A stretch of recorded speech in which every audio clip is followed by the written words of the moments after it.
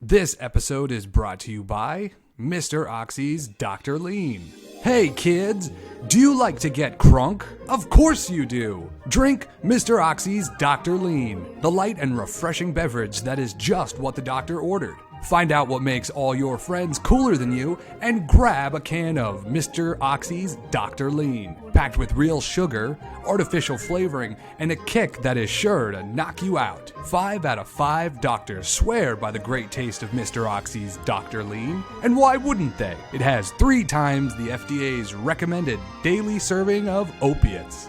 Drink a Mr. Oxy's Dr. Lean today, a Popco brand.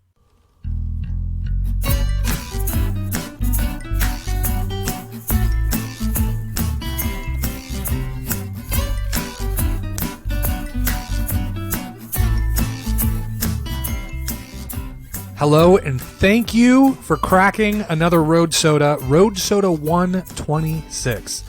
Most people would tell you to slow down on the road sodas, but not us. Not us. Not us. On this episode, we are seduced by Dracula, we grind some grindstone, and we hide our drugs in the most obvious place. I'm Isaiah Cooper. With me is... Justin Mitchell. Mr. Justin Mitchell. Always a fun episode. Always a great show. Now, we had Grant has been very involved with the show, which I love. With it's almost like he is the fact checker, sort of third party denouement, if you will, of the show. So last week we had mentioned we did an article about sinkholes in the news, and he almost immediately sent, and when I was like, I don't think I've ever seen footage of a sinkhole. Of course, he sent security footage of a sinkhole, like arguably in the worst possible place you could ever have a sinkhole. Like a classic car museum or something like that. Yeah, let's look. So I'm going to play it real quick. And obviously you can't see. I'm going to put the link to this in the show notes so you guys can check it out. It should be down in the details. So all of a sudden we have a small shift, which I believe you mentioned. Yeah, I did. I said that it's usually a small shift, and then it kind of just all collapses. Yeah, so you see like a big kind of a shift, and then like some tiles start to fall out.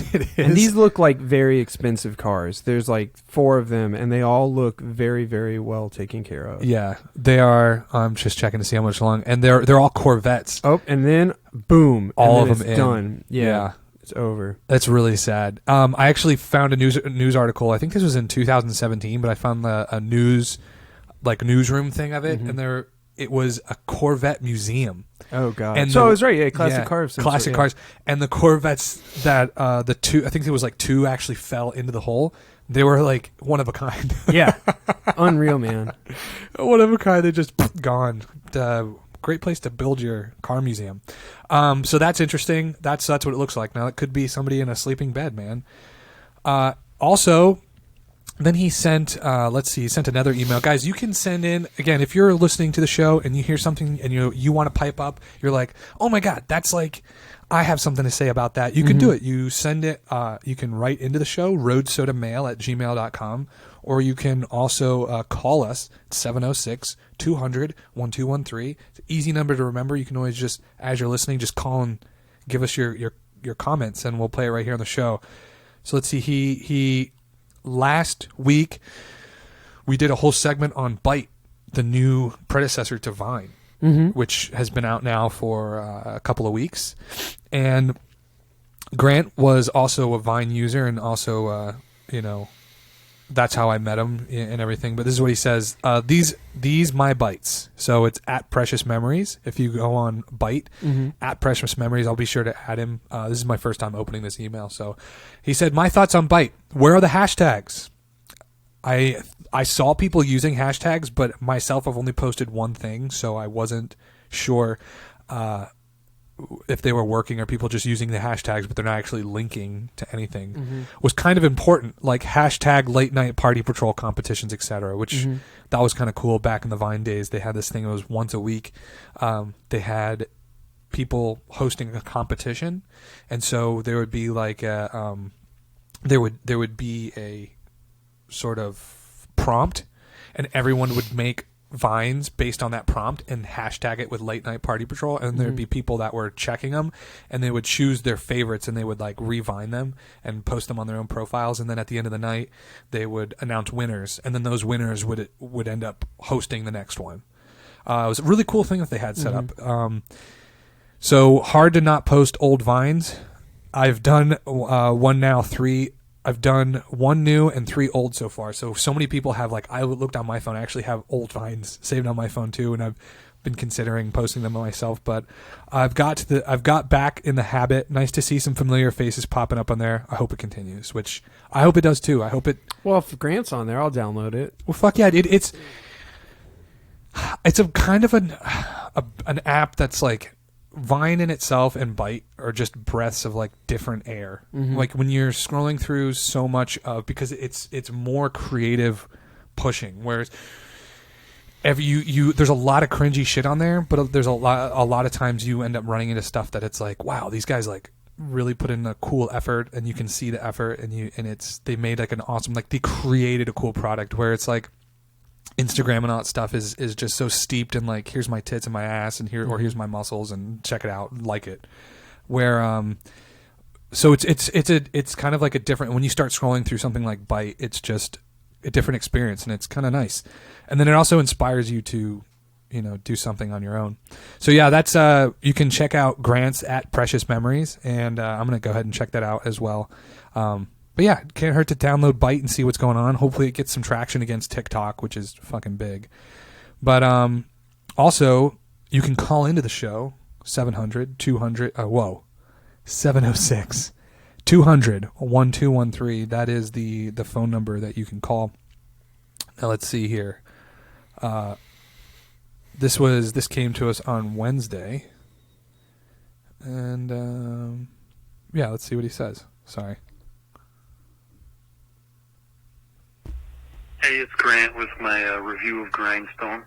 Yeah. Gotta say, it's very similar to the original game, Grinder. You end up in the Howling Wolf Inn with real muscular guy. And, by the end of the night, you really felt like a creepy. But seriously, though, it was a really fun game. I would say it's binge-worthy. I liked the little intro cartoon. I think it's funny that he's, like, trying to save up for like a timeshare vacation sort of thing or whatever. The mud flats. I think on to level 11, so it seems like I'm halfway through the game, but having a blast with it, and it's definitely not the type of game that I would normally choose. Good luck with the episode. Thanks. Bye. Thanks, Grant. Thanks, Grant. Fuck yeah. See, hell yeah, man. That's I'm very happy because last time we got his review on the arcade segment just a little bit after we had recorded the episode. This one is right on time, and that's for the episode we did today. We review Grindstone in this one. So Grant liked it. He said it was definitely a binge-worthy, and you can see how we feel about it later on in this episode when we do the arcade segment. Thanks for fucking joining us on another episode, guys. We had a great episode as always lined up for you. Hope you enjoy. But first, how about another word from our sponsors? Do you want to walk in the park but don't have a reason to? Dick Diamond's used pet sales. I've got dogs, cats, horses. Once, we even had a giraffe. Stop by Dick Diamond's used pet sales. Our pets are cheap and reliable, and all our pets are just like new and gently used. We got a hamster for my son Timmy, and it lived for 6 months. It only died because it was eaten by our cat, that we also got from Dick. What's really sad is that the cat choked to death on the hamster. Timmy was hysterical. Thankfully, we got the Diamond warranty plan, and Dick set us up with a replacement gerbil and parrot in no time. Don't spend top dollar for new pets. I've got perfectly good ones right here. Dick Diamond's used pet sales.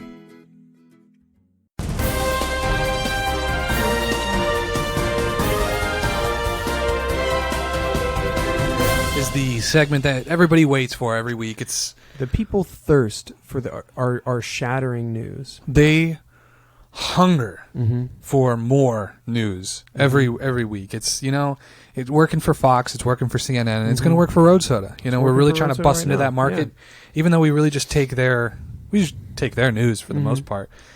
Here we come. This is the news everyone aches for, and I want to give my title. I'm sorry. Don't usually do murders. Oh yeah. Sorry, I was like, even I'm confused. I don't normally do murders. No, I don't normally. That's what. So with this article, what I meant by that is typically I don't bring up. I don't have articles on here that are like murders and stuff like that. Things that are dark, because I sift through a lot of deep dark shit. Like usually when I start scrolling through some of the news that we're gonna do or looking for news, I get depressed as shit because some of the news I'm like, dude, this stuff is sour. It sucks. So I'm really trying to pull the stuff out that it's like, yeah, it's kind of bad in a way, but it's also, So here's one. Ready? Man charged with breaking into nursing home, killing patient. Right? Now you're like, Okay. where's the humor in that? Yeah. He killed an old lady. Or maybe, I don't know. A man is facing charges that he broke into a Florida nursing home and suffocated a 95-year-old patient. What? Okay. Where are we going with this? Records show that 47-year-old William Hawkins is being held on first-degree murder charges for January 5th slaying Robert Morrell. So it was a man. I didn't know that either. Let's just keep reading. Port St. Lucie police say broke into the nursing home and suffocated Morrell with a pillow. They said Hawkins had been involved with Morrell's girlfriend. Oh. So Hawkins Is the murderer. is 47 years old and has been fooling around with this 95-year-old guy's girlfriend. Okay. A sugar daddy, I'm assuming, of some sort, maybe? I think it's she's a sugar mama. He's like a sugar baby. All maybe. right. Maybe the old lady's also older. Yeah, this is levels. Yeah, there's levels. Police say she had no part in the slaying and had been warned the home that Hawkins might attack Morrell. Hawkins allegedly told detectives that killing Morrell. This is the part that really got me. This was the segment that Mike Suncoast, the excerpt that they took for their tweet. Like this is the tweet. Ready? Hawkins allegedly told detectives that killing Morrell was a long-time goal and compared it to climbing Mount Everest. Oh my God. Little easier than he's literally at the court and he's treating it like it's an after fight press conference. Yeah, we came into this camp. We were nervous because I got that thing with my knee. I wasn't really sure if I was going to get through the window, and but we had a game plan. We stuck to our plan. Yeah. And we were worried my arthritis was going to flare up, and I was going to have a hard time holding the pillow down. But honestly, he went down easy, and we did a lot proud. of dips and push-ups to get that lock position steady. And like I said, we had a game plan. We went in. Yeah. And I want to shout out Netflix for the Dahmer series for the inspiration. Thank and you. Obviously, I want to thank God. Appreciate what you do, and so thanks. And to everybody that has hiked Mount Everest. I'm kind of just like you guys We're now. Equals. Pretty much just equal because I suffocated a 95-year-old man in a few minutes, and that's almost just like it's pretty much the exact same thing. A goal, we all have goals. So I appreciate everybody, and also I don't want to go to jail though. Yep. Yeah. You guys, if you guys knew what he did, he was fucking my girlfriend and whatever. My girlfriend was fucking him. It doesn't matter. Yeah. He's dead now, and it's just like spending 3 months climbing the tallest mountain in the world, just killing that 95-year-old guy. It's the same thing. All right. So we done here?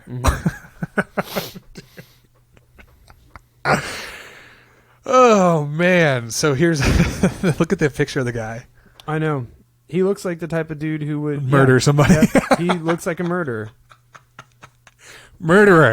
All right, next Has anybody ever told you're like out at a bar, you see him, has anybody ever told you that you look like someone who would smother a 95-year-old man? You get that a lot? Stop. No, really, stop. I'm serious. No. Honestly, I do get that. I do get it a lot. And honestly, dude, I think you could do it. I think you're making me blush. No, you're just being too nice. No, your face is just always red. You see that picture, like Jesus Christ. It could be because I'm totally hammered right now and always. All right, this was this one. The other one. I think I've used this headline a number of times. Life is not a movie. Okay. Used it a number of different times. Ready? Package labeled bag full of drugs leads to Florida arrests. I much. actually saw this on Reddit, You did? and I thought it was a fucking joke. Always, yeah. I thought 'cause it was like an Ate the Onion. Yeah, yeah. Have Are you you ever familiar seen with this concept? Yeah, there's this.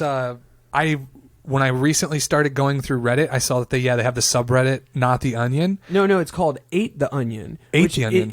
Ate the Onion is the sister subreddit to Not the Onion, and Okay. it's people who read Onion articles and think they're real. Oh. And share them on Facebook. And share them- oh, Yeah. no, so yeah. It's called Ate the Onion, and that's what I thought this was. Oh wow, I love that. Ate the Onion. Yeah. That's really It's clever. clever, yeah. And I'm only familiar with the Not the Onion, which is real articles like this That- posted on Not the Onion, which is like, this is real shit. Yeah. This is Not the Onion.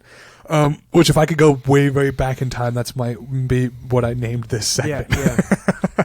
Imagine if you started that subreddit, the podcast would be blowing up. The podcast.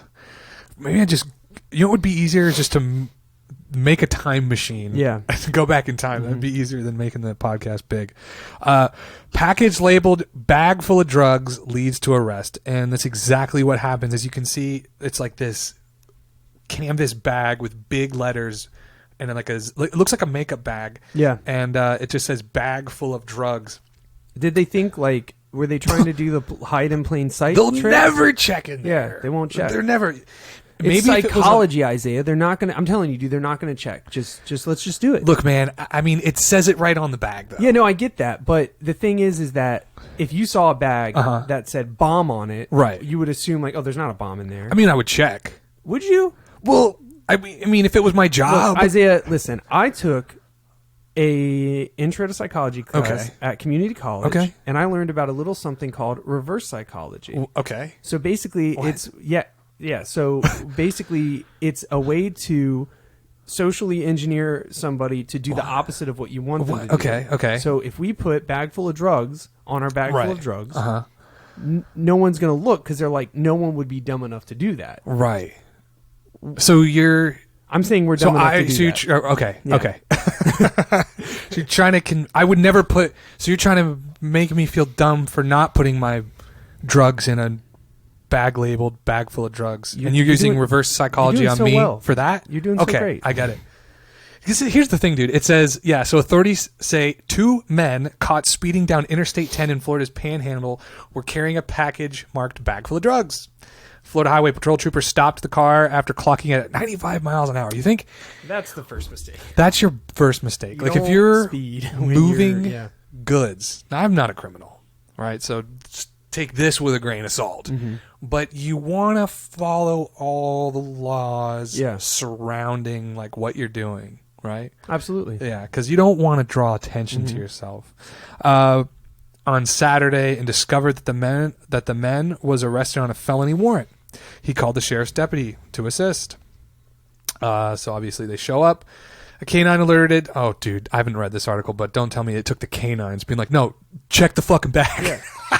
And it's like, you stupid dog. They wouldn't do that. No, dog, your nose must be wrong because Yeah. nobody would ever put drugs in a bag. Isaiah, get your dog to fucking calm down. Look, my dog can read. No, it can't. It can't It's read. reading. It says No, it's. it can't read. If your dog could read, it would chill the fuck out, man. I'm If getting your sick of dog this could thing. read, it would know that there is no There's drugs in that bag. Jesus Christ. All right, fine. I'll open the bag, Isaiah, for your Please, stupid your- dog. I'll your do it for stupid- Rex. Jesus Christ. Thank you for I'll humor this stupid fucking dog. humor your dumb fucking dog. A canine alerted to contraband on authorities found the bag and the other drugs and paraphernalia in the car. The dog's like looking at the bag like, the bag? I'm sorry. I know it's not okay to laugh at your own jokes. I recognize. No, dude, that is Oh man. this one writes itself. Like it took them bringing in the dog and they're like, well, it can't be that, and they like toss it aside and the dog's like, look, dude, I don't even smell. I didn't have to. I'm looking at it. Yeah. Dude, it would be one thing if there were like 2 girls driving and then they saw it, like for them not to check. I wonder if they got reprimanded for not checking that bag full of like the bag marked bag full of drugs. Well, and what's so funny is that, like, imagine the cop being like, "Hey, so what's in the bag? Not drugs. Not drugs, It says man. right on there. Says or, right on there. fuck. God damn it. It's opposite. I fucked up. All right, I'm sorry. Well, it's like, yeah, they would never do that, officer, so I didn't check there. It's like, why did it take a canine to be like, and they're like, ooh, how dumb they must have felt. Sure. I'm so glad I didn't read this article before getting to that point. Yeah. Because again, if it was like two girls driving, and like that could have been a makeup bag, but like what the fuck else would it? They open it up, it's like a gun. Dude, how great would it be if they opened it up and it was just like Nutella? It's like, that's my drug. That's my drug. You caught me. I'm Got diabetic. Jesus. So, All right. What's next? What's next is, again, I saw like the title of this article. I clicked it. This came to us from it's KXL.com, which I think is like a, once I click on it, we'll see here. But it's because we usually do like 3 KXL news. I think it's like a Northwestern news source. Yeah, that's exactly what it says, Northwest News. It says Spokane developer sentenced for bizarre scam. And I always like scam stories. It's always fun to talk about scam stories. Obviously, after the last 2 articles that we did, it's going to be tough to top that one. But let's just see what we can do. I literally have no comprehension of what this article is, so let's just start going with it. A prominent Spokane real estate developer has been sentenced to 1 year of home confinement and a $60,000 fine involving a bizarre scheme in which people smashed motor vehicles into each other to defraud insurance companies. Huh. So we intentionally crash our cars. We Right. both file insurance claims, and then can you profit off of that? And then money. Step 1, smash cars. Yeah, so here's the thing. I don't understand how you can profit off that. Do you just not repair the car? You get a payout? Look, man, I'm a real estate agent. Okay, I'm not an insurance person. Clearly. But I'm pretty sure Yeah. if we both just smash our Yeah. cars and then claim Yeah. stuff, Okay. we'll lie a little bit. I don't know. That seems all right. Richard Ronald Wells was also sentenced Wednesday to 3 years of probation as part of the multi-state scheme with numerous defendants. Wells pleaded guilty last April to 6 counts of mail fraud and 1 count of money laundering and other crimes. Each crime carried the possibility of 10 to 20 years, but Wells did not receive any jail time. Because, it's a white-collar crime. It doesn't really matter. Mm-hmm. That's a very short article. You ever read the book Rant by Chuck Palahniuk? Yeah. Yeah. And they have that whole thing in the book. That's one of my favorite books. They got the party crashing in that book. Is that in that book? I literally read Rant. Let's see. I was probably 17 or 8. So we're talking like Probably when it first came 13 out. years ago. So if you recall, Because that's the one that's told from multiple perspectives. yeah, there's like, Yeah, yeah. in fact, on Yeah. one page, it's like each paragraph is a different person. It's Right, almost it'll be like the sheriff or his ex-girlfriend. Yes. Yeah, okay, yeah, I do definitely remember this. I don't remember Party Crashing, but I do remember that book. I loved how that book was written. It's genius because it's like somebody sat down and interviewed 30 people and then broke up, like took all their interviews to create one narrative. So like on one page it'll be like maybe 3 or 4 people's account Of what happened, but all yeah. in that one scene. Yeah. So it's all chronological, but it's still like told by multiple people. It's really cool. But there is this aspect of the book called Party Crashing where they'll go out in these cities at night in their cars and they have different things they do to their car to signal that they're a part of the party crashing group. Like they might bolt a Starbucks cup to the roof of their car, so it looks like they're just driving around all willy-nilly with like a coffee cup on the top of their car, or different things like that. And then they just cruise around at night in these cities and they try to find each other. And then they just what they do is they just crash into each other. Like they try to do demo derby out in like the Yes, streets. I remember this for sure. And there's this split second when they crash into each other where it distorts time, and that's like the whole reason why they kind of do it is because they want to kind of alter time for themselves or something like that. Some crazy shit like that. It's really fucking cool. But yeah, dude, what the fuck was he doing? What the fuck were they doing? Clearly, as a real estate developer. Just what are they? What I don't know. I couldn't even came Maybe around my they head. their goal is to get the cars to be totaled, and then they can cash out on it or something. Or maybe they would just lie, like they would both crash into each other, and then they would overclaim. Both of them would overclaim, like my car's total, your car's totaled, right? Yeah. Both cars are totaled. We're saying it, but really it's just like a ding. Yeah. And then they because both parties are like agreeing and stuff. Who knows? That sounds fucked up. Anyway, That's the news. that's the fucking news, man. You come back next week and get you some more news. This episode is sponsored by Mr. Oxy's Dr. Lean. Did you know there is no better way to stay calm and relaxed? Studies have shown that households that buy Mr. Oxy's Dr. Lean have a 3% lower incidence of domestic violence. I can say it saved my wife more than once. With its crisp, bubbly taste and full opiate profile, you just can't say no to a Mr. Oxy's Dr. Lean. A Popco brand. So, yeah, he fired me and I left and I went home and here the thing is, my entire time at that place, I never once saw anybody get fired who didn't deserve it. I saw a number of people come and go and get fired. There was the first person I saw get fired was my first manager when I got there. His name was I don't want to say his name, but just because I just started recording and I don't know if I'm going to use this or not. Oh, okay. But he got fired, and it was because we had this customer, or it was his customer, and there were these loads of frozen chicken that needed to be picked up, and every time we missed a pickup, there was a penalty. There was a charge of like a pretty outrageous fucking charge added for missed pickups. And the way he was handling it was very shady and dodgy, and he was just like very dismissive. Like, yeah, we'll take care of it, but he had like no intentions of taking care of it. And they went back and listened to his calls, and it was just like he was racking up like thousands of dollars and just ignoring it and not doing anything. And so our boss rightfully said, I've lost confidence in you to be able to do this. We can't keep you here anymore. Fired him. That makes sense, right? That's perfect reason to fire somebody. And the next person I saw get fired was they wouldn't come in until like 10 in the morning. They wouldn't tell anybody they were going to be late. They would leave early. Some days they just wouldn't show up. They wouldn't tell anyone. And they would do this for weeks on end. Weeks on end. And they were in a position of, it was like an assistant manager position.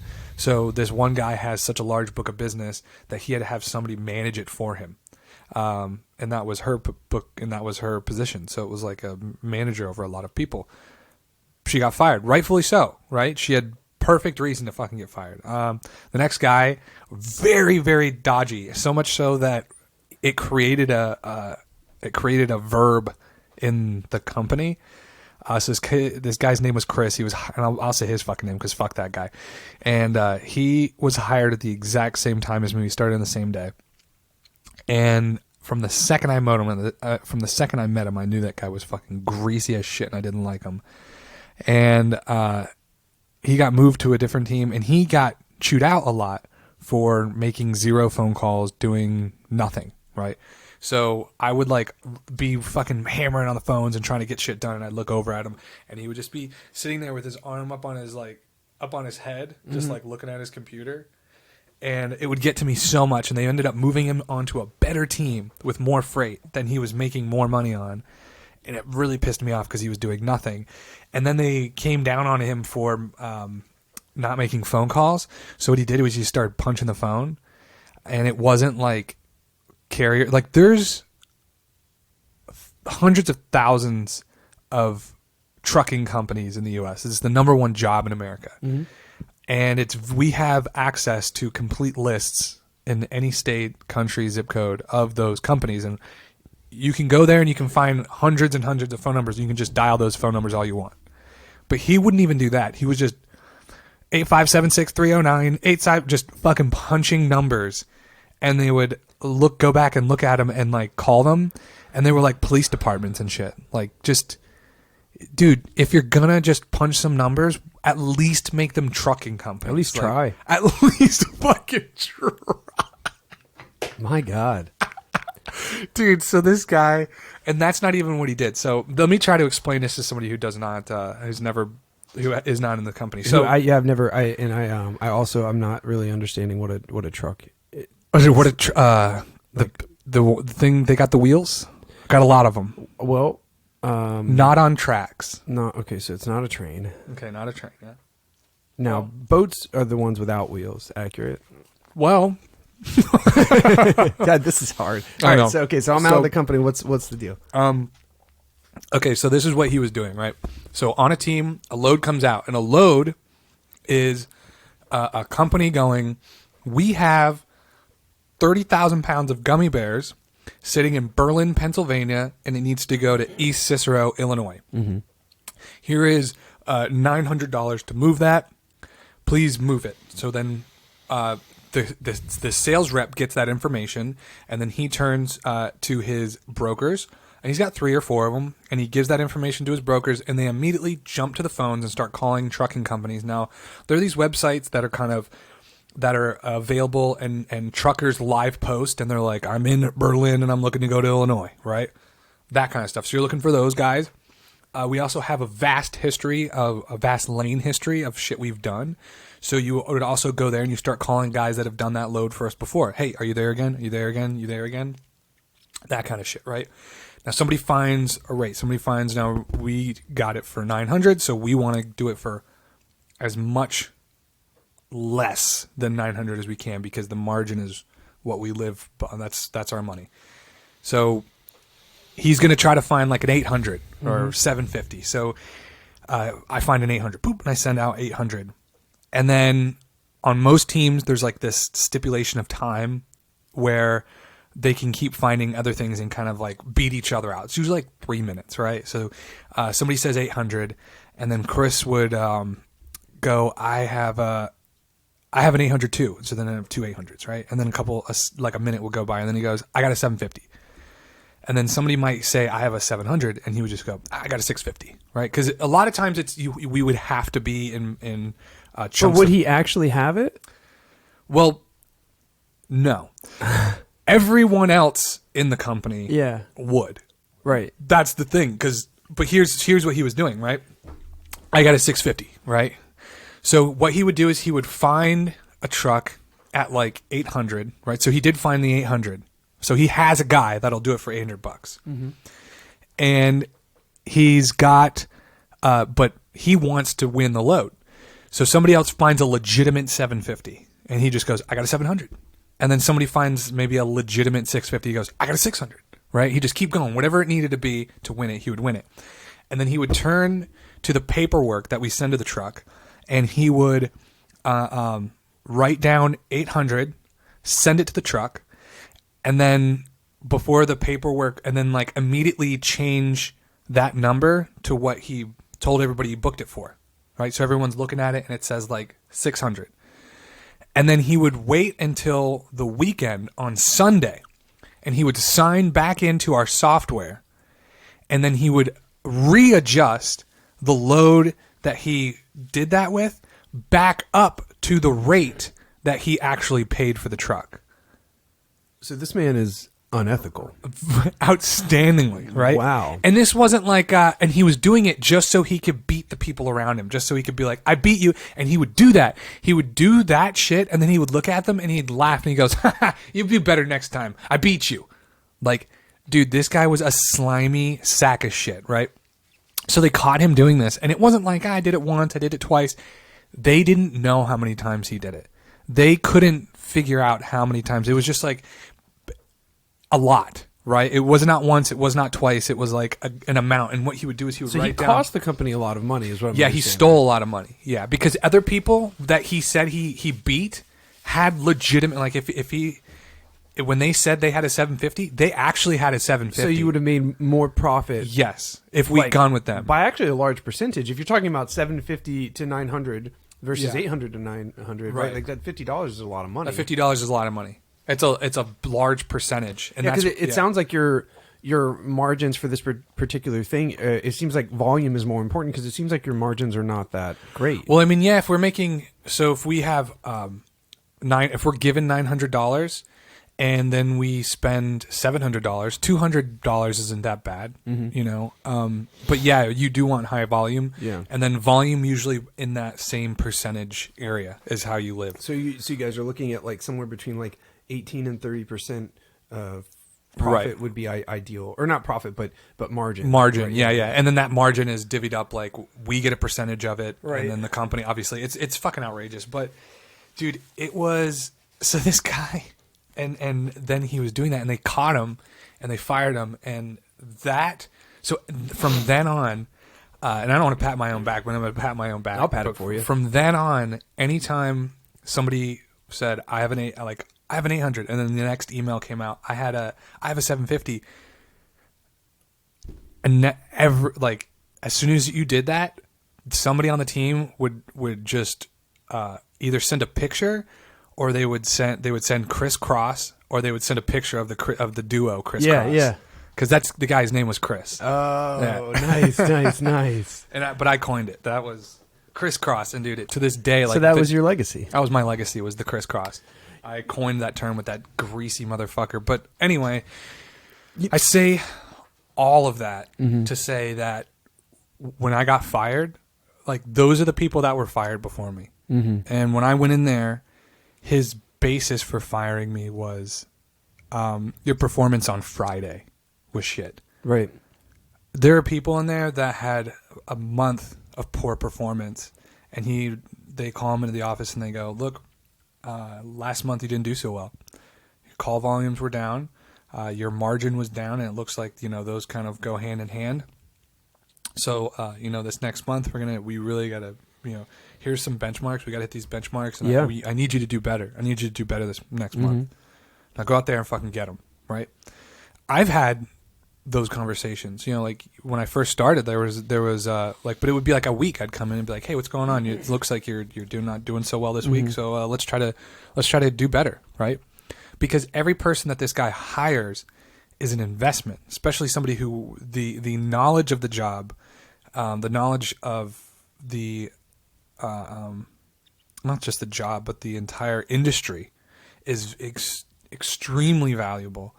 And then the training is extensive. There are people that I worked there for almost 2 years, and my knowledge was greater than most of the people that had worked there for 4 years, right? I had a greater knowledge than a lot of these other people just because I moved around the company so many different times, and I was quick at learning it, and I enjoyed learning it.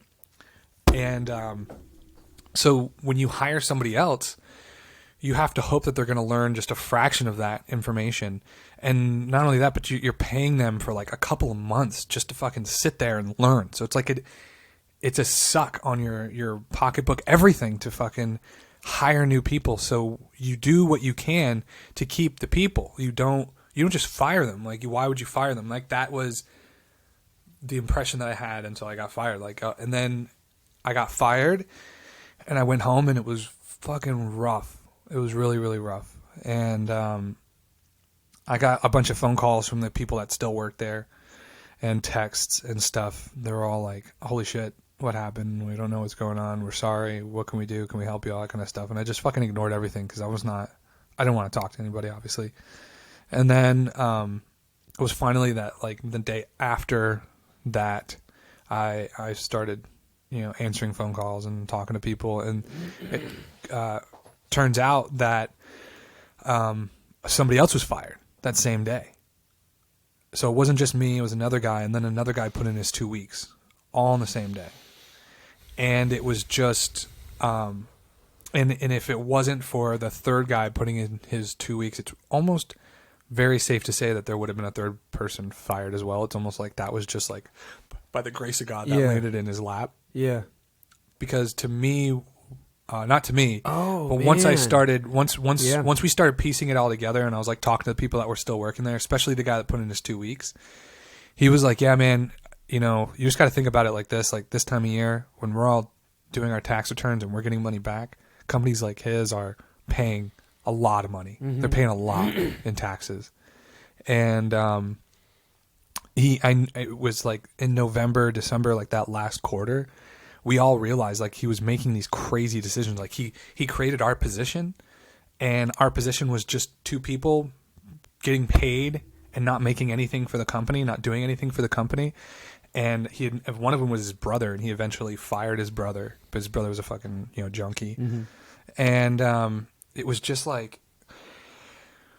yeah, and there was just a number of other things that were going on. He just kept shelling money out for and being like, yeah, I'll do that. He was buying new software. He was purchasing different subscriptions to software to use for the company and stuff for these new positions, and doing all this stuff and just doing it. And then all of a sudden tax season came around, and the CFO was like, do you see what's happening here? see how the numbers are all going this way? Well, we want them to go this way. So go out there and figure out how to make the numbers go that way really quick. Yeah, and also I just want to say that by linking it to something performance-based, since Florida's a right to work, then I don't think that you're eligible for unemployment. Yeah, 100%. Where had you been laid off with perhaps like a 2-week pension or something, because they if they were transparent and said, hey man, we can't afford you right now, we've overextended.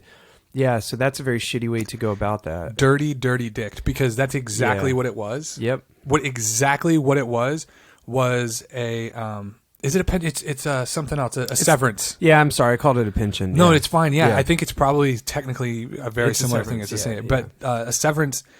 Yeah, that's when you work with somebody, and I expect what he did from a company of thousands that's large and corporate and has many offices across America. That's what I expect. I expect people to make those decisions over positions of people they have never met and never intend to meet, and they just go, we need to fire this guy, and clean this up, right? Yeah, that's like, at my company, the way they handle raises is your direct report analyzes your performance and for the year and determines a raise between 1 and 10%. So, or I think 2% is the lowest annual raise that they'll give you at my company, just for like inflation, but it's between 2 and 10%. And then your direct report will give it to like the department manager, and the department manager you got is like Southeastern United States, right? Like a big, and then that person goes, yes, they deserve this raise. They deserve this raise, and it's still a person, and they still are looking at you based on performance. So the next up in the chain might say, all right, I see why Nick thinks Justin should get an 8% raise, but really, I mean, I feel like I've been dealing with him, and I think he really only deserves a 6. So after that's finalized, they remove your name, and all you have is your business center, right? So we're 1773, which means we're U.S. Gulf and Water, which means that we handle, and then there's like other codes for your business center, which means this is the region and this is what we do. I'm U.S. Gulf Transportation, right? And I'm U.S. Gulf Engineering, whatever. So anyways, it literally, you just become a line on a spreadsheet, and someone who's never met you, and even if they did meet you, you're not even on there. It's just, okay, these are the salaries, these are the raises, this is our budget, what can we afford to give out? And it's kind of what you're saying, where like, when they make these decisions, it's a line in a spreadsheet. It's not personal. And actually, one of my friends just had to get let go because his utilization, right, billable versus non-billable time, meaning that like a client is paying me for my time or a client is not paying me for my time, and the company is eating this cost. Usually 70% to 90% billable is good depending on your position, right? And if you're 70% billable, like if that's your goal, usually means you're doing a lot of business development, a lot of writing proposals, a lot of, that stuff. So anyways, they just let my buddy go, who I'm not going to say who he is, but I really like how they do it. They called him in, and they give you a 2-week severance, I believe, and they don't take you off the payroll for this stuff. They're like, look, they take responsibility. Like, we don't have the work to give you right now, so we are going to send you home today, and as work builds back up, we'll call you back in. Feel free to look for another job. We'll give you a nice reference. And so it's like, that's how it should be done. You know what I mean? Not that's what you expect at the, like, that's how it should be done corporate. That's how it should be done mom and pop. But the place that I'm at is an office. It's one office. It's in Bradenton. It's 35 people. I know everybody's name in that fucking place. I know most people's story in that fucking place. Like, I know family members. I've met family members, especially my boss. He knows me. He knows who I am. He knows I had a kid while working there. Like, it is, and then that's how he could have handled it. He could have really, could he not have handled a 2-week severance? He couldn't have handled one more thing just for somebody who put in 2 years at his job, at his work of business, sure, and then said something like, look, man, things are tight right now. And yeah, I was in business development. That's what they moved me into, national business development major. Yes, I was supposed to be bringing in more business, but as I told you before we even started recording, I had a whole month, which was the month of December, which, you know, minus all the days we got off for Christmas, all the days we got off for New Year's Eve, all the days that I took off. So actual working business days in December were like almost halved. Mm-hmm. And he point blank told me, I don't expect you to really do anything in the month, and just get on the ground and start running as fast as you can, do as much as you can, toss as much into your sales funnel as you possibly can.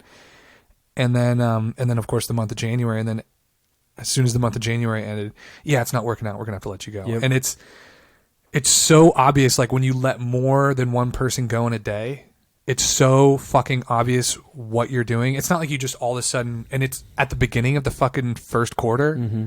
Like, it's so transparent what you're doing. And if it's not transparent, especially to me, it's going to be transparent to the people that are still out there working and who are now being like, this is how we're operating? Like, we're operating like this? We're operating like a fucking Walmart?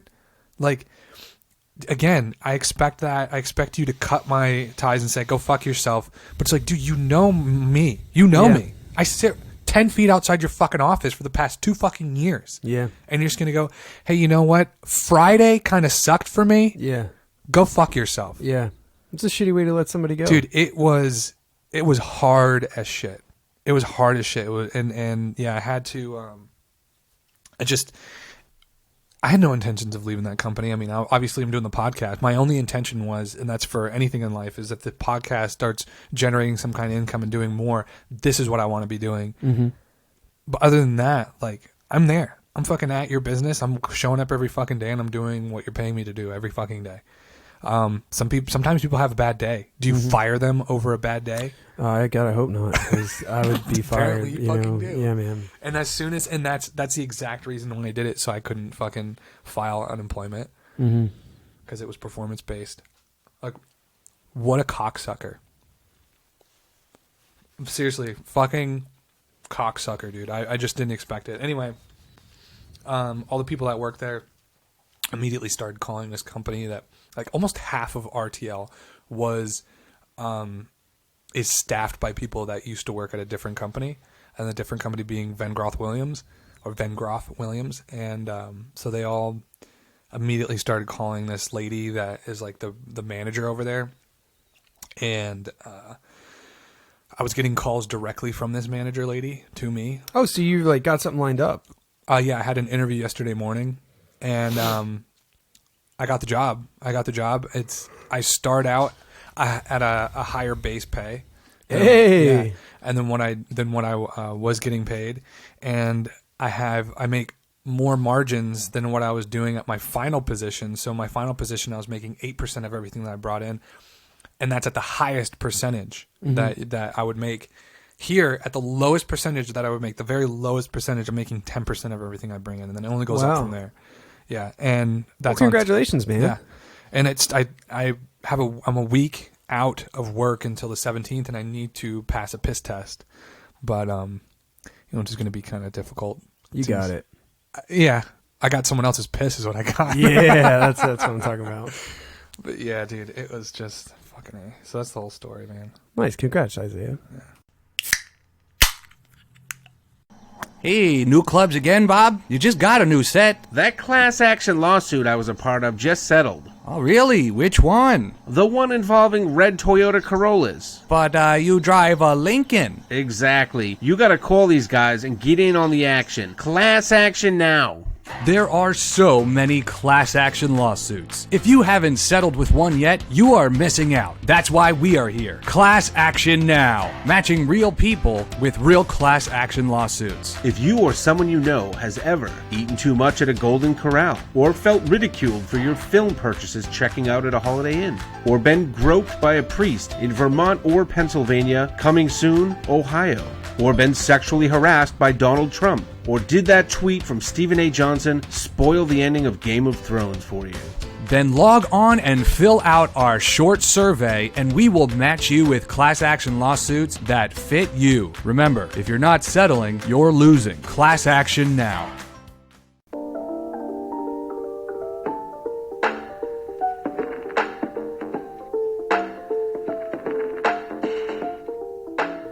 Thanks for stopping by the arcade.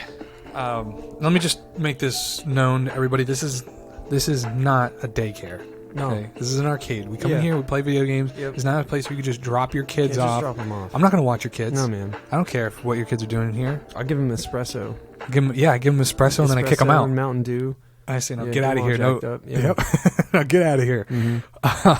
Teach him a couple curse words. Yeah, good ones. The good ones. Yeah. The ones that will get them far in Like life. lollifogger. Yes. God, Am I allowed what to a- say that on the podcast? Probably not. No one's ever said it yet. Yeah. So this week's Apple Arcade. So this is the Apple Arcade segment. We play Apple Arcade games. It's a subscription-based arcade thing. It's like the Netflix of mobile gaming. It's awesome. It's in the Apple Arcade. It's in the Apple App Store there. And the game that we played this week was Grindstone. Yes, indeed. Now, I've never played a game that was... Sorry, I didn't mean to play footsies with you under the table. It's all right. Now, I've never played like a match 'em up, blow 'em up kind of grid game. Where I guess that's what you might call like a Candy Crush or something. But that's essentially what we're kind of looking at, right? This is... Play Grindstone at the Apple Arcade Games... Whoops. Grindstone is a game, sword-slashing puzzle battles from the award-winning creators of Super Brothers Sword of Sorcery, which... Sword of Sorcery EP, which that game was heavily based around music, so that's why I call it an EP. It was a really, really interesting game. I think I still have it in here somewhere. Might and Magic, Clash of Heroes, and Critter Crunch. So this game is like what would you call this art style? Actually, just hit it. What would you? Yeah, this art style is like It reminds me a lot of that comic Headlopper. Yeah. You know, like a really like colorful, cartoony, but it kind of reminds me of the cartooning style of The Wonderful Misadventures of Flapjack, only brighter. yeah, absolutely, yeah. That's a really good way to put it. Almost like Adventure Time, but like tighter. Like you know, the line work is a little dark, like more bold, and Yes, it is that, and that's that same sort of bright colors and whatnot. And so you're climbing up this mountain. You're this big fucking guy. I didn't really read much of the story that I was trying to tell me, but you're this big guy and it's you're like a barbarian. big barbarian dude, and he's climbing up this mountain. And there's different sections to the mountain, and it's just like a Candy Crush thing. Like I said, I've never really played Candy Crush, but you're put on this board with all these monsters, and you can only like attack the monsters based on color. Right. So you got red, yellow, green, and blue. Yeah. And you can chain together as many of the same color as you can diagonally any direction. Yes. And then there's other things where you can switch color midstream, right? Like these stones. Right. So if you get a combo of 10 or more, then it puts a stone somewhere on the map. And if you get that stone, you could change colors. One thing I didn't find out until it was way too late is that when you attack a jerk, which are things that you have to have a big combo in order to kill them. Yeah, it'll have like a little number. Yeah. And you have to chain up like 10. Like 5 or 10 Yeah. or 20 even sometimes in order to kill them. And I didn't know, but after you attack those, you can switch colors. You can. I never knew that. Yeah. I didn't. I And you still know to this point don't know that. The kings that have like the crown, Yes. you could switch colors after you kill them. So I didn't know that. I didn't find out until it was like way too late in the game. Yeah, I have. I still don't know that. And then of course you have like a health, which is like these little hearts, and then as you die or you finish a level, you can go back to the inn, and you can craft different armor sets that'll like give you different perks, and you have different like pieces of weaponry that can do different things for you, like little potions, or you can do different shit. And you can have 3 of them at any one time when you're like going through these little dungeons. And of course, then you pay with like the stones and different items that you collect as you go through. Like use the items to craft these. Use the materials to craft these items, and the stones are like you pay for like beer, which makes you gives you your hearts back, gives you your life back. But I thought it was really fun. It's really addicting. It's really addicting, and I played it a lot. Now I only made it past the first section into the next section. Yeah. And I almost got stuck at that section because when you get to like the boss, like that first boss is like a boulder. Right. And then it was like you need 2 crowns. Right. And I was like, well, how do I get I was like, I thought I already had 2 crowns. It's telling me, it's like, you need 2 crowns. And I was Yeah. like, I thought I collected like 3 or 4. I was like, maybe I spent them somewhere. So I went back and I was trying to like get more crowns from these things. I was like, you just have to tap it. and yeah, all I had to do was just fucking tap it Yeah. and let me in. So then I tapped it and it let me in, and I'm like in that area trying to fight that boss, and I'm like, what the fuck? I was playing it. I played that level, that boss level, for like probably 20 minutes. Yeah. And I'm like, what the fuck? Why isn't it? I was like, is it something supposed to be popping up? Like, Yeah. And then I started it again one day, and I actually read the stuff that came up when you started that boss battle. I was like, oh, now I get it. And then I was able to get through. But it was still tricky because the way to defeat that boss, even once you figure it out, it's still tricky positioning and everything like that. Yeah. So it's like these little bombs come out on the field, and you have to like hit them in the proper direction to make it fly back into the boss. Yeah, I'll check. I think that I am almost done with the second section, and I'm stuck on a level that is just bullshit. Yeah. Like, just this level bullshit. is absolute bullshit. And I'll show you real quick. Now, when you start the same level multiple times, every time you start, are you noticing that the bad boogans are always in the same place every time you start? So that's the thing, is sometimes I feel like they're different. As a matter, let's do this as an experiment. I'll start this level, and we'll see if we'll see. We'll see. We will see. Nope, they're the same. It seems like the as it is, same. Yeah. Yeah. So look at this nonsense. All right. So there's like no way through. Right, so it's a line of boulders, Uh-huh. and those little tombstones, every like 4 turns, they turn an adjacent goblin thing into a zombie that requires 5 to kill. And when Right. you kill that zombie with 5 hits, it turns into a pile of bones that have 3 health. Right. And if you don't kill that thing within 2 turns, it turns back into a 5-thing zombie.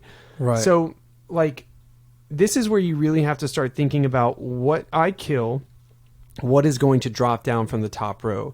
You have to start setting up combos like 3 moves in advance. Oh, fuck. And that's where it really starts getting. yeah, and it's almost like I So appreciate. what happens when you? So what I'm looking at is like these blocks all the way across. What happens when you bust those blocks? Does something ever fit back into those? No.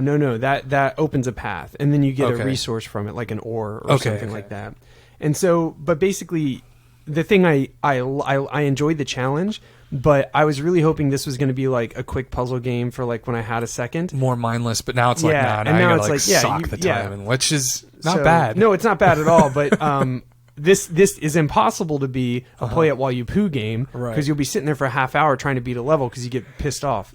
I mean, yes, exactly, and you can't just stop halfway through. Like, Right, it you will can't save your pause. game. You can't. It'll save your game for like a minute. Yeah. And then if you come back, but I've noticed after like a little while, like when you try which to come sucks. back, Yeah, I wish that I could stop mid-level and come back to it. That's actually my only complaint about the game so far, is that if I lock my phone and I go back to work and then on my lunch break I try to pick up where I was, it'll restart. yeah, it. it'll restart. I wish, that might be a good, if there's anything you can change, just so that you can continue on, because now it's asking more time of you at once, especially because so much seems like chance. Yeah. Like once you start going through the level, it's like you're just hoping for certain things to happen in certain situations. Like you get so far and then you have to stop because your shit breaks done. And then when you come back, you're like, oh, fuck, no, Yep. I can't do that again. So that is that's a really good problem to have, is that it gets more complicated, because that's why you want to play these games, is to have that challenge. I liked it, man. I would definitely say it's a play while you poop game up until that point. If you ever were somebody playing like Candy Crush and that kind of shit, like give it a try. Yeah. Yeah. I personally, even though I really enjoyed it, I love the art style and I love the gameplay, I wouldn't say it was a binge it, because it's not that story. It's not that game with a cool story. It doesn't have like upgrade. You know what I mean? It's not like No Way Home, where like I would sit on the couch and just play that in lieu of doing something else. Yeah. Whereas this, like, one of the times that I played this is, Mandy was watching a show called You that I'm not really interested in. Yes. So while it was on, I just did this. And then, she's also not super interested in You, so she would be doing something on her laptop with that just kind of on in the background. The two-screen generation. That's what they call we're it, the two screen, and so that's pretty much when I played it. Or, I do a lot, I don't do a lot of programming, but I do some programming at work, and sometimes when you write a script, it might take a half hour to run, and that's billable, so I would just like play Grindstone while my script ran. Genius. Yeah. Well, that's fucking awesome. I mean, that's damn, I didn't know you knew how to write script. You smart motherfucker. Yeah, so we write in a language called Python, and Yes. we write in a language called SQL, Yes. SQL, and we also write in a language called Arcade. Damn, which that's is, 3 languages. Yeah, arcade though is actually doesn't really count. It's a proprietary language developed by this company called Esri for use with their products, and most of that is literally just plug and play. Like you double click on these parameters and it populates the code for you. Oh, that's good. My boss is actually really, really good at coding, and then we have a data scientist that's with us who's very, very good at coding. So, I mainly just do it to automate processes. So if I can see that I'm doing something and I feel like I could make it automate, then I do that. And, and then that gives me time to work on other things or to just chill out. Fuck yeah. Yeah, efficiency. I mean, that's a skill set that completely eludes me. I've never had to be. I mean, I know when you go to school for a lot of things, you have to take a programming class. Mm-hmm. But I never went to that much school, and I never was in a job where it was required or anything. So, but hey, fucking, it's never been something I didn't want to learn. But it's just never been something I would put my time towards unless I had to do it for something. But fuck yeah, I didn't know that about Justin. So here we are. I think we both put that game in the same place. Play it while you poo. And if it's, you might find it more addicting and you might put it in a different category yourself, but I definitely think it's a great play while you poo game. You might get to that point where you can't go any further, but hey, maybe you're some kind of genius and you'll get through it. And we just had a little bit of it might just sound like it stopped abruptly and then we started again, and that's because we did something weird. It was just like a little technical difficulty thing, just stopped recording. But either way, that's the end of the arcade segment. However, we do have to announce what we're going to be playing this week so that we can come back next week and do it all again. This week we are going to be playing Guildlings. What is Guildlings? I don't know. Let's find out. What it says is, this summer, you and your best friends are heading out on a quest. You'll climb through dark tunnels to reach mystical mountain temples. You'll match wits with goblins, ghosts, and sentient coffee makers. You might even save the world from tearing itself apart. All you need to do this quest, a magical phone. Be sure to read the fine print. It's called Guildlings, a quest of wizards and Wi-Fi. I can't wait. Yeah, it looks like a really interesting kind of stylized game, maybe a point-and-click kind of adventure thing, but either way, it looks super kind of interesting, that indie-type game that we're expecting out of the Apple Arcade. But let us know what you think about that game, Grindstone, or this one, whatever you want to do, and send that into roadsodamail@gmail.com, or you can also leave a voicemail at 706-200-1213. And I also just want to say that the arcade is becoming inundated with a lot of games, and it's not really possible for us to cover all of them or even try all of them out. So if you've played one that you're like, hey, you guys got to check this out, I would definitely like to hear it, because love to help us wade through the crap Yeah. And find some like quality stuff to play. I appreciate that. Yeah, that would be awesome. If like hey, I played this game, I think everyone else would really like it and we haven't covered it. Fucking send that into roadsodamail@gmail.com or 706-200-1213 and let us know that game. We'd love to take your suggestions. Hello, I am Gunther von Dogschniffer, proud owner of the #1 canine salon in the world, Hound Obsession, the ones who brought you glitter balls. We thought at Westminster this year, the winners of each breed had glitter balls. If your dog showed up without glitter on his dangle fruitin, why did he show up at all? At Hound Obsession, we are obsessed with your dog's hinterland, from the stinking keister to the Wundersack. We will dip, paint, carve, or even brand a dog's marble wagon. And we are ready to proudly debut the next hot runway style. Tassels! Beautiful streamers attached to a tiny rubber plug, painlessly installed into your puppy's hinterholen. A veritable curtain concealing the glitter fruitin, giving delicious peekaboo aspect.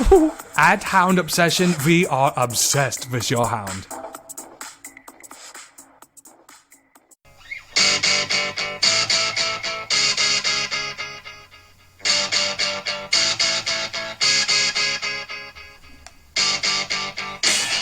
Millennial Book Club.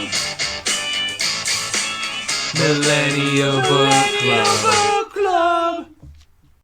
So yeah, I used to, dip more often. Justin and I are dipping right now. But it's just these little snuzz pouches. They're right? mint. It's mostly mint. It's mostly mint, and pouches.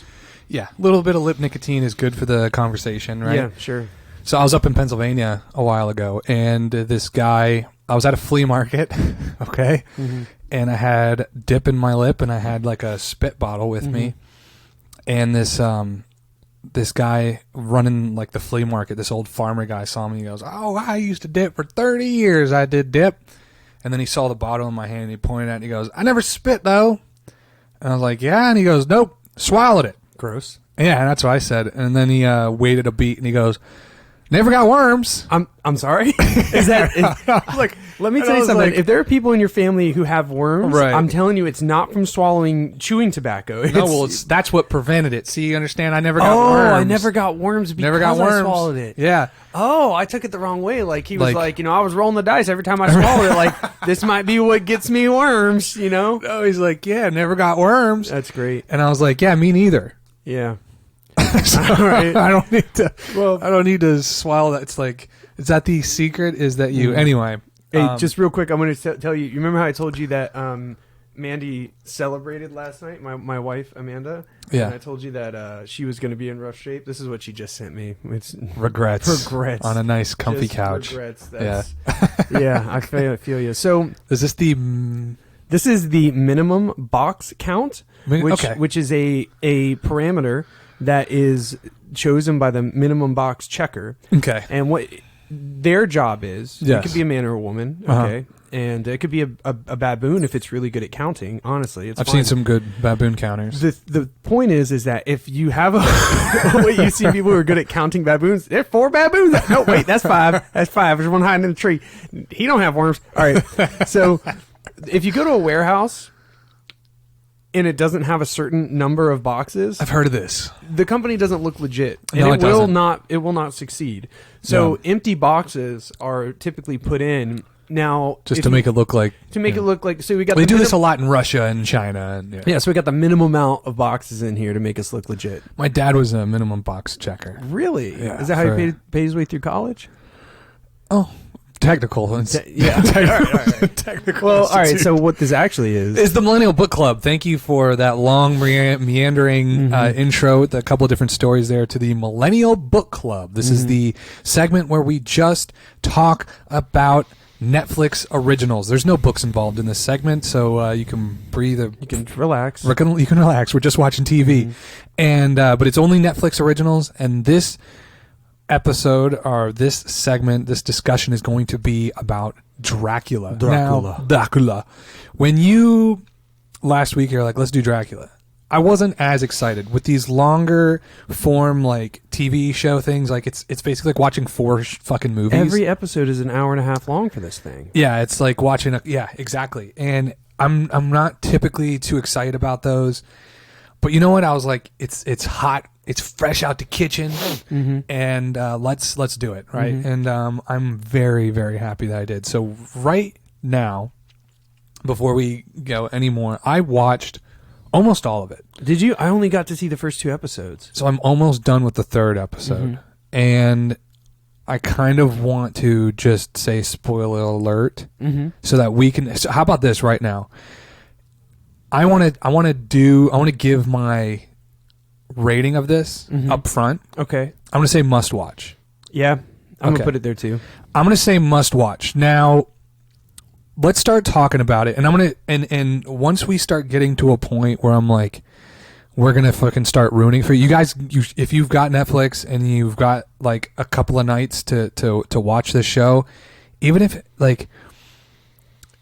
Oh, we'll talk. Like, obviously, we'll talk about it. Like, I think you should do it. It's really well made, and it's good. It's fun, and yeah. So, but I also kind of want to talk about it freely with somebody else who has watched it, Yeah. and we're gonna fucking spoil it. Yeah. So, when it comes time, I'll give you more of a spoiler. And maybe if you're thinking like you want to watch it, you should maybe not listen to that part and go watch it or something. But so yeah, it was really well done. And Yeah.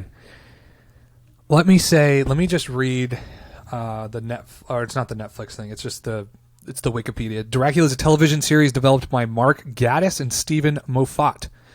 I'm sure that's not how you say that. Based on the novel of the same name by Bram Stoker. The series was broadcast and released on BBC One and Netflix and consists of 3 episodes. Claes Bang stars as the title character. So yeah, when I watched this, I got that even before last episode when you said let's do it, and it's got like each episode's like an hour and a half long. I was like, yeah, it's got that Sherlock Holmes. What's his name? The guy that's I can't think of it. Doctor Strange now. Doctor Who? Doctor Strange. Oh yeah. I know what you're talking about. I can't think of it. I keep wanting to say the actor's name. Yeah, I keep wanting to say Clive Owen, but his name is right there. It'll come back to me. But yeah, that was like it was like the same thing. Like one season was like 3 episodes. Each one was like an hour and a half long. So, but it does say it's like a Netflix original. So maybe they just like did it in conjunction and also released it on the BBC. But either way, dude, yeah, I think a lot of things Netflix originals are simulcast in that way. Also, I just want to say that full transparency, I did not want to watch this. Yeah. But I had read somewhere, or someone had told me that the storytelling was excellent, and my wife and I, typically what happens is after a long day, I cook dinner and stuff. That's just like my role. Mandy can't really cook. She's a excellent baker, right? But she's like, she can't really cook, so I cook. And then we eat dinner together, and we try not to eat dinner watching TV. We try to like eat dinner and engage. Then we watch one episode of something. Mandy usually goes to bed at 9, and then from like 9 to 11 is when I either play video games, or usually it's when I practice guitar. I I have my headphones set up, and that's whenever I explore music or record. So we usually only have about a half hour to watch TV. Right. But what was interesting is that we broke these episodes up into like it took us 3 days to watch an episode, right? So it was kind of fun in that way. We'd find good breaking points, and I had full transparency, I had already watched the first episode last week and was like, we have to do this, because I think I was either done with the first episode or I had watched like an hour of it, and I was just like, Isaiah, we gotta do this, please. Yeah. And you were also adverse, much like I was at first. It's just kind of like, I mean, this doesn't seem all right, whatever. Yeah, the whole creepy crawly thing, scary thing is not really my lane. Not to say that the stories being told in that lane aren't great, but it's just like the whole motif of that kind of shit is not really my game. So the storytelling is great. Now when it starts, it opens up and you've got the fucking bald guy. You can tell as soon as it shows this guy, you're like, well, that guy's a fucking vampire. Yeah. Also, before you go and watch it, if you have a problem with people's fingernails coming off, don't fucking watch it. Yeah. Because or get over it. Or get over it. Because, dude, if you could play a drinking game. Drink every time you see someone's fingernails peeling off, because it happens a lot. Also, drink every time you see a fly. Yeah. Or drink every time you think someone's about to snatch a fly. Yeah. Because there are so many times when you see a fly and you're like, someone's going to snatch it, and they don't. It's not until almost like the first episode's almost done when somebody finally snatches a fly out of the air. But it's always like, oh, they're going to do it. Yep. So the scene opens, and there's a man who is, you only know he's a vampire because of the context of the show. You have a strong suspicion. It's either that or he's got like smallpox. Very sick. Yeah, that's more what they're trying to go for, is that like he's very, very ill, and he's in a like nun coven, and he's being interviewed by these 2 nuns who are like, basically they keep saying like, how did you escape? Right? Yeah, they want to know the story of how you got away. They're aware that the legend of Dracula is probably real. And and they want to know how this man escaped Dracula's clutches. It seems like one of them is really convinced. Like one of them is like, I'm do this shit. Like this is my shit. And it seems like they build her up to kind of be like different than the rest of the nuns. Even though you just see those 2 nuns, the way she talks is like, this is the kind of stuff I dabble in, right?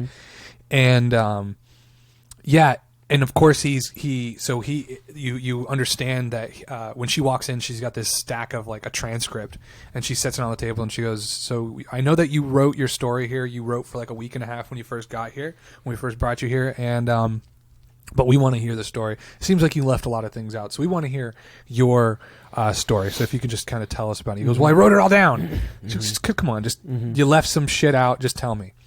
So he starts telling the story, and of course we start seeing the story play out. Now, when that happened, I was like, I'm over that. Like that cliche of Right. we're watching somebody tell a story kind of thing. It's like I can throw a rock and hit a book or hit a movie or hit something that's doing the same thing. However, they do that only up until it coincides like with 60% of the episode. Yeah, that's why I Yeah. loved it. So at the start, I was like, it's not that bad. Like, of course, it's an interesting thing. A lot of people have kind of done that, but they didn't. It wasn't like the whole story. It was like I'm telling this story, and then all of a sudden, the story that he's telling catches up to real time. Yeah, because I was a little bit worried that this was going to be like one of those cliches where it's like an old man like recounting his I'm over life. it. Yeah. And it wasn't, which yeah. I loved that. So it was him just sort of telling this story, and then all of a sudden the story he's telling catches up to where they are right there, and then it proceeds from there onward. And well, first let's just say that who he was essentially a real estate agent back in lawyer, the 1700s. Yeah, like he was a lawyer for a real estate kind of person. And Dracula was trying to buy property in England, trying to move away from Transylvania. And this man came and to kind of work out the final details. Yeah. And he was only supposed to be there for like a few days. Yeah, like a day. Dracula seduces him. Yeah. And that's one thing I really like about this show is that a lot of things right now in horror, they're trying to modernize or change things, right? Like zombies are faster, right? Werewolves can talk while they're in their form. Everybody know werewolves can't talk. Yeah, but I mean, I'm kind of grasping at straws, but I think you understand. Like we're trying to modernize this. They're trying this to. This is straight up Dracula. Yes, he doesn't like the cross, but not for the reason you think. Right, which I thought was really fucking cool. I really like that. He has to be invited in, right? Just like the old stories. He's afraid of like sacred things. So like the at one point they make a line of like sacrament bread, and he can't cross the line. Right? They use Bible pages nailed down one time to keep him away. Right? He can shapeshift. Right? Yes. And he can seduce people, which was something that was a power of his. And what is so great is that like in the second episode at one point, the person that he's talking to kind of picks up on it and reveals it. They reveal that like the blood is more of an addiction. Like he does need it for sustenance, but it's like he has become addicted to this because just like the old legends, he can take from people's experiences. So if he were to drink the blood of a scientist, let's say, he can kind of gain their knowledge and gain their experience. So he's almost addicted to this because in a way, he cannot be social in normal ways. So in this way, he's able to like learn about the human experience and feel human himself. Yeah. So like all this stuff is like really deep, for lack of a better word. You know what I mean? Yeah. Of course, he is the bad guy, but it makes you fall in love with the bad guy. Right. Yeah. They absolutely. make you fall in love with the bad guy. Like, of course, he's really fucked up and really twisted, but it gives you more insight. And what you pointed on, where it's not modernized. That is something I really wanted to touch on, and like I really wanted to make sure to say that I agree, and I loved that it is when you watch it, it feels like a traditional horror flick. Yeah, it really does. It feels like that traditional, like they were like, you know what we're gonna do? We're not gonna try to make one of these new fandangled 28 days later things. What we're gonna do is we're gonna take a story and we're gonna do it well, and we're gonna do it in that motif, and we're gonna keep it that way. And we're just going to fucking bang it out. And make it awesome. I would say that the only thing that was modernized was the cinematography, which was incredibly creative. And some of the gore and whatnot. Yeah, some of the gore, yeah. Yeah, and which is, they didn't necessarily do that just because people were a little more squeamish back in like the black and white days, so they didn't really show things. Like if people saw that kind of stuff, they were like, they couldn't handle it. Sure. But of course now, by today's standards, that stuff is not really that bad. And but yeah, dude, it was just everything about it, and I love. And I'm pretty adept at this point at picking up on approaching plot twists in most in most mediums, like pretty good at it. It wasn't until moments before different reveals in this show where I was like, oh, Yeah, that's what's happening. Yeah, and Like, even still, sometimes during those moments, you'd be like, "Oh," and then they would still throw you a curveball a little bit. At least for me, there were some Right. times where, like, moments before, like I had the same experiences of you, Mandy, and I both did, where we'd look at each other like, "No, Right. no," and then you're like waiting to be like, "Is this really?" Yeah. And then sometimes, even in those moments, they give you like a little bit of a like, "Nah, man, yeah, we got you. You thought, you fucking thought, you thought, know? but Yeah. you wasn't." Yeah. And so this is where we want to start saying like spoilers. Like if you already don't think, like, again, coming from my point of view, I didn't think that I didn't like, this is not my jam, but it's such so good. great storytelling. I turned it on and I watched them and I was like, yeah, that's it just went over really easy. At first I was like, yeah, whatever, let's just see how it goes, but it just keeps drawing you in. And I want to push before seduces you. Seduces you, yeah. This is what I want to like really. I kind of want to backpedal a little bit before Let's like do it. jumping forward. So there's something I really like, but also something I kind of don't like. So Dracula, when you first meet him, he's like this old, haggard, Decrepit, and he's got the Transylvania. Clumsy, like he pulls the mirror out and he like smacks it off the table and he goes, "I'm so clumsy." Yeah. And then this is really decrepit guy, right? And then and Johnny, the lawyer that you're talking about, who showed up to get the signatures for the property and whatnot, he tells him, he goes, "Don't worry, I called your your company and you can stay for 1 month and you're going to stay with me and I'm going to learn from you."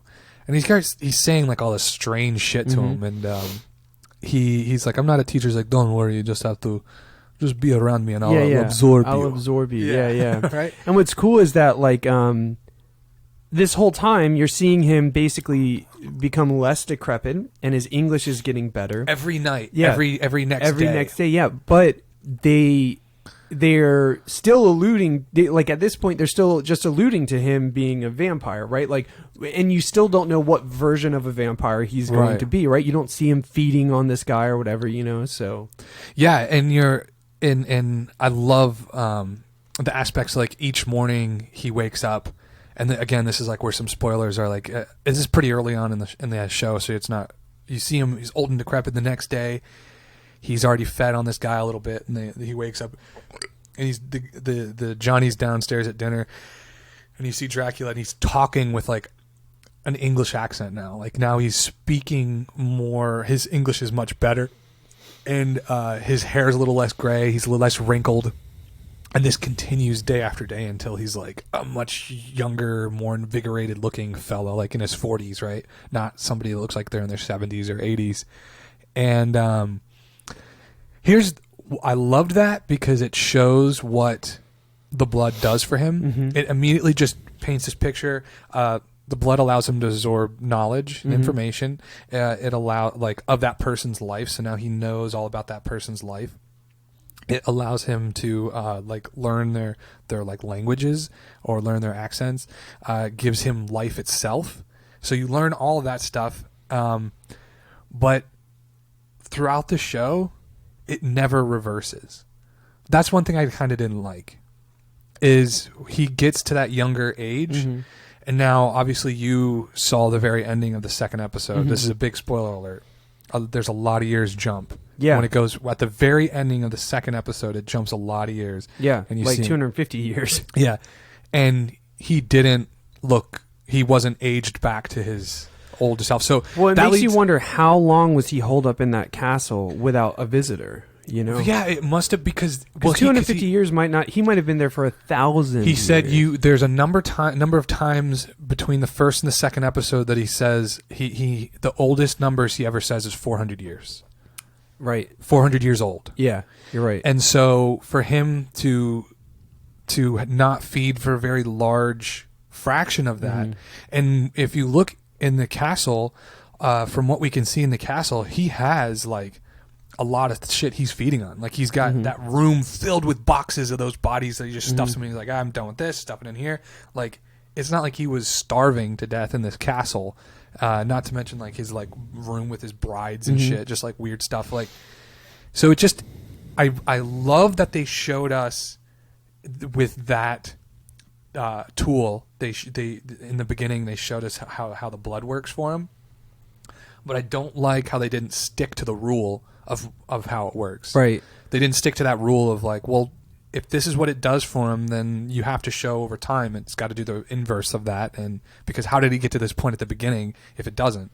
But at the same time, it's like it doesn't really change anything. And one of the things is that I found interesting that I'm not sure is the only thing I think they changed from traditional vampire is that you don't really become a vampire. You become undead. Now you can, like, when he feeds on you, you do start craving blood, right? But you don't become like immortal in the way that he's immortal. Like, you become a dying thing, right? Like, that's why the fingernails fall off. And eventually you kind of become a shambling skeleton style zombie who still craves blood, but you lose yourself, you lose your personality, right? So I thought that was interesting too, because it's not like Castlevania, right, where you create an army of vampires by feeding on people, And I think it's like that is right, and what makes Dracula so special is that he never lost his humanity. He never lost his aristocracy. He never lost that. Yeah. And that's what kind of made Johnny Blue Eyes, that first guy, a little special, and why he was like, "You're good," because you're not losing your humanity. You're not losing yourself, which is true for everybody else. Yeah, the addiction drove them literally mad. Yeah, yeah. So yeah, dude, it was, and then at the end, I loved that second episode. Because it was almost like a game of Clue. It was like a game of whodunit. And the person that he's interviewing or whatever they're playing a game of chess while he's describing this story. Right. And they're playing it, and you're like, and they're back in his castle, and you're like, how that whole time you're stuck thinking like, when are they going to connect the dots of why they're back in the castle? Yeah, how did they get back to the castle? Why are they so cordial with each other? Cordial? Yeah, and then you realize that like he's seduced this person, and it's all part of his plan. Yeah. I like that we've kind of tiptoed all around the different things. Like, it's not, we actually didn't spoil too much. Like, if you kept listening, we actually did a really good job at like kind of tiptoeing around this. Yeah, because I feel like the charm of this show is it unraveling in front of you. So I feel like we gave enough to where it's like, hey, this is a really interesting take on a very classic story. Cinematography's great, music is great, the acting is like superb, truly superb. Like there was not one character in that show that I didn't believe. Like, I was fully immersed. You know, the actors are all so great, and everything you said, the story, everything is just, it's a great piece of television, and I think it's super entertaining to watch, and I think it's a must watch, and you should definitely go and binge it and tell us what you think. You can call in 706-200-1213. What do you think about Dracula? Or write in roadsodamail@gmail.com. Tell us what you think. That was a little bit longer of our Millennial Book Club, but that was a really, really good fucking... Yeah. I fucking loved it. It deserved it. It deserved it. So the next week, what we are going to be watching on the Millennial Book Club is called Locke and Key. Now, as I'm talking to you, I'm trying to pull this up right now. But it's called Locke and Key, and why this just came out on Netflix, but why I'm so excited to watch it here. It says, after their dad's murder, 3 siblings move their mom to his ancestral state, where they discover magical keys that unlock powers and secrets. Right? So it's season 1. Each episode's 56 minutes long. There is 10 episodes, and it's called Locke and Key. Now, Locke and Key was a graphic novel written. It was a graphic novel written by what is his name? It's a pen name, as it wasn't the guy's actual name, but it's Stephen King's son. Ooh. I do, and that's all I remember, because I remember finding it and opening it up, and they did they mentioned that it's a piece made by Stephen King's son. I think he does write under a pen name, just so people aren't like, oh, it's Stephen King's son. Let's see if he matches up, right? Yeah, exactly. It's usually what people do if they have like really prolific parents. Like a lot of my favorite musicians will release music under a different alias so that they can explore different spaces without disappointing their fans, basically. Like Aphex Twin has recorded under tons of names. Comtrues, that a lot of people know, he's like a synthwave guy. He's like gotten some traction in the last decade. A lot of people don't know that Airline 67 is another like kind of electronic band, and that's him too, you know. Oh, and so wow. it's a way to explore different spaces. Like, let's say I normally make metal, and I want to make like something with like clean vocals and stuff. Well, I'll do it under a different name. Yeah, because if you draw the same fans in, they're gonna be like, "What the fuck is Yeah. this shit, Justin?" Which What is you what doing?" happened with Tycho last year. So Tycho released an album that musically was pretty good, but it was way more poppy than his other stuff, and he had a female vocalist on every song. This is a guy whose first album was basically a Boards of Canada straight copy, and then the next 3 albums he evolved into his own thing. It was like post-rock meets ambient meets trip-hop. It was like really great. And then he comes out with this album, and it's like a female vocalist. And so it's funny. He got so well. It's fine. It's just it should have been something different. Yeah, because now this is an indie pop band, not a post rock band. But what's funny is now the end of this month, he's releasing an album called Simulcast, where he's taking all of those songs and re-releasing them and reworking them as instrumentals for like his core fans. I don't know. He's pretending he always planned to do that, but I 100% believe it was the backlash of like, hey man, What the fuck are you doing? Yeah, like he was this trying to is- experiment. He should have done it differently. should have Yeah. done it under a different name. Anyways, I'm so sorry. Pen No, name that's Stephen exactly. King. So Yeah. it's Stephen King's son, and he wrote this graphic novel. I remember picking it up. I don't remember. I think it was like IMG that was the imprint that it was under, but it was. I never actually read it, but I picked it up and looked at it a couple different times. And the only reason I never read it is because I couldn't find like 1, 2, and 3. Like I would pick up 2, and I couldn't find 1 and 3 other places. I was like, I don't want to even start reading it until I can have a couple of them in front of me. But yeah, it's but obviously now it's turned into a show. This is season 1. There's 10 episodes. Let's fucking check it out. Lock and Key.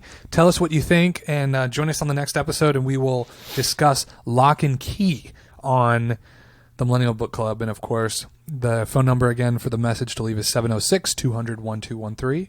And you can also email us roadsodamail@gmail.com.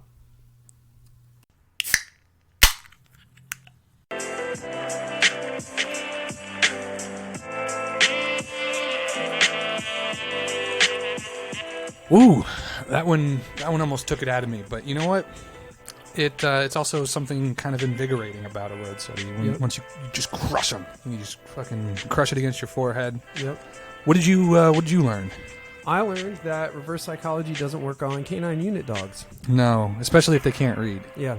Because if that dog could read, it would not. I would not even like, I smell it, but there are no drugs in that bag. Then who would do that? Yeah. Only an idiot would do something like that.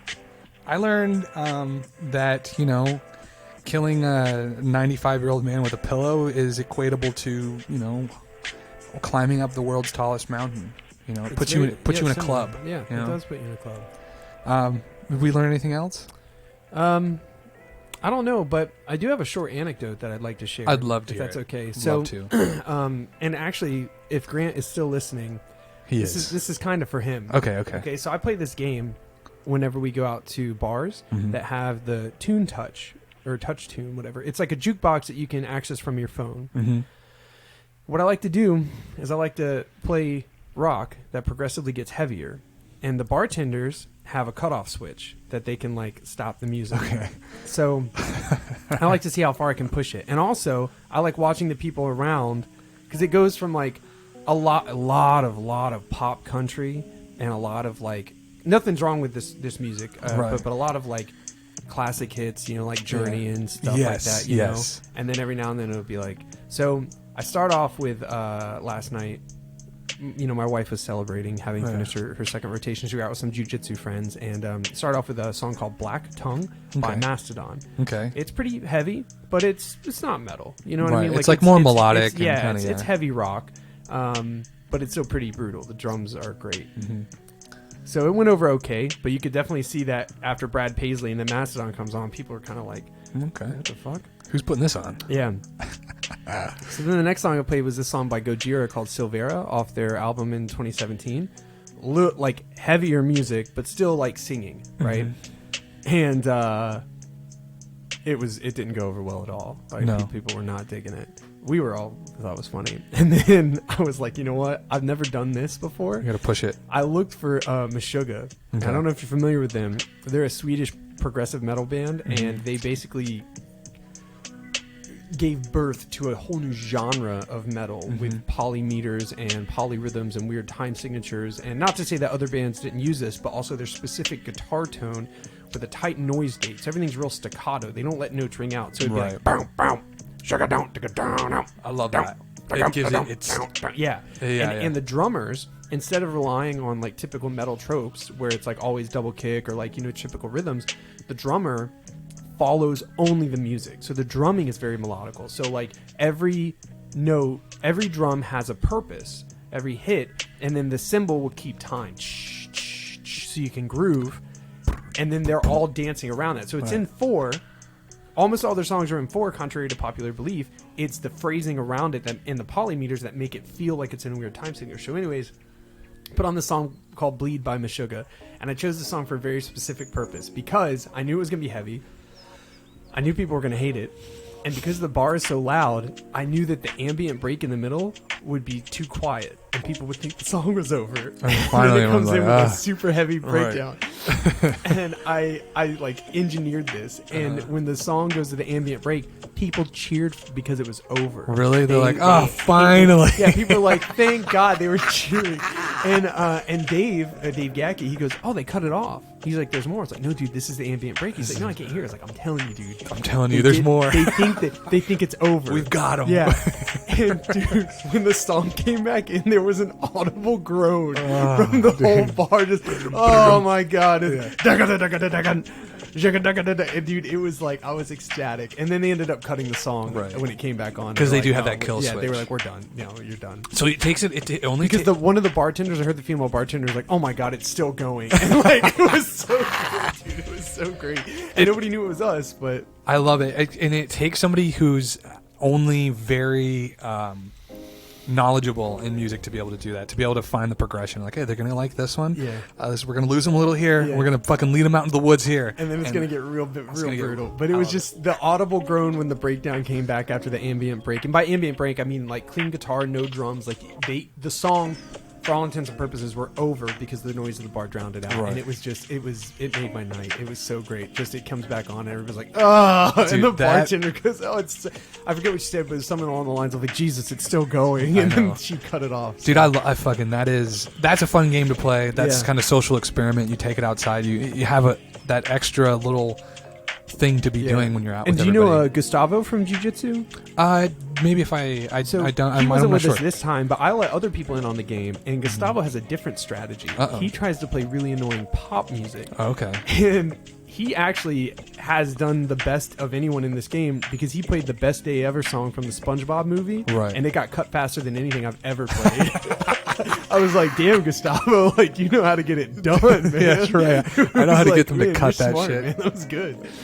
But I didn't even. Well, it's their fault for even having it as a choosable song. You know, that's what I say. Because at what bar is it not going to get cut? I couldn't believe Meshuggah. I always mispronounce it. I couldn't believe Meshuggah was on the list. I was like, why they? Yeah, because I guess there is a bar where those things are set up, and that's going to be.